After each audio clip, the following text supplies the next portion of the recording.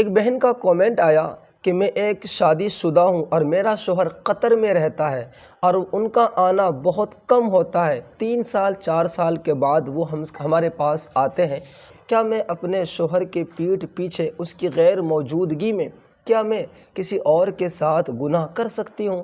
کیا اگر میں کسی اور کے ساتھ خاص تعلق جوڑتی ہوں جو ایک شوہر ایک بیوی کا ہوتا ہے تو کیا وہ گناہ میرے سر پہ ہوگا؟ یاد رکھیں، آپ کی عزت اتنی پیاری ہے کہ اللہ تبارک و تعالیٰ قرآن کے اندر حکم دیتے ہیں عورتوں کو کہ اگر وہ گھر سے باہر نکلے تو آہستہ قدم سے نکلے، تمہارے قدم کی آہٹ سے کوئی پتہ نہ کر لیں کہ کتنی حسین ہے۔ جو خدا عورتوں کے انتقال ہونے کے بعد اپنے پاس جب اللہ بلاتا ہے تو 1-2 کپڑے میں نہیں بلکہ 5-5 کپڑے میں بلاتا ہو۔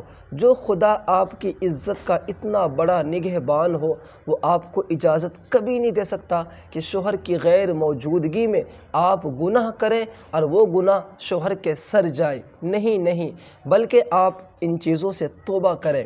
کسی حال میں بھی، چاہے شوہر 10 سال تک آئے یا نہ آئے، چاہے شوہر 5 سال 10 سال 8 سال 6 سال 2 سال وہ آپ کے پاس آئے یا نہ آئے، آپ کو مذہب اسلام گناہ کرنے کی اجازت نہیں دیتا۔ آپ اس حال میں گناہ نہیں کر سکتے۔ ہاں، آپ کے پاس آپشن ہے کہ آپ اپنے شوہر سے کھل کے کہیں کہ آپ کے بغیر میں 2 مہینہ نہیں رہ سکتی۔ اس طرح بات کرنا شوہر سے کوئی گناہ نہیں ہے۔ جو آپ بات کرنا چاہیں شوہر سے کریں، ان کے ساتھ رہیں، اسے کہیں کہ آپ مجھے اپنے ساتھ رکھیں، نہ کہ آپ کوئی غلط قدم اٹھائیں۔ کسی حال میں کسی طرح بھی جائز نہیں ہے کہ ایک عورت شوہر کی غیر موجودگی میں یا شوہر کے سامنے یا شوہر کے رہتے ہوئے وہ کوئی غلط قدم اٹھائے، وہ کوئی کسی غیر مردوں سے شوہر اور بیوی کی طرح وہ تعلق جوڑے یا غیر مردوں سے بات کرے۔ مذہب اسلام میں ان کی اجازت نہیں ہے۔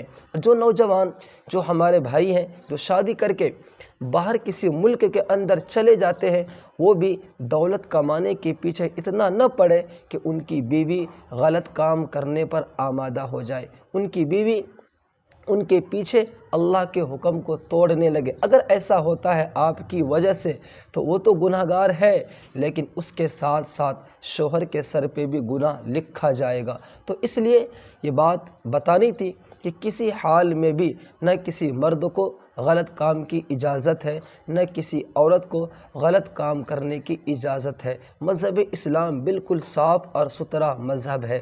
سلام ہے اس بہن کو کہ اس بہن نے اپنا ایمان کو بچایا اور بے جھجک اس نے مسئلہ معلوم کیا، اس نے کومنٹ کر کے پوچھا۔ اگر یہ نہ پوچھتی، شرم میں رہتی اور ہو سکتا تھا کہ یہ گناہ کر جاتی تو اس بہن کے سر بہت بڑا گناہ ہوتا، کل قیامت میں اللہ تبارک و تعالیٰ کے سامنے ان کو جواب دینا ہوتا۔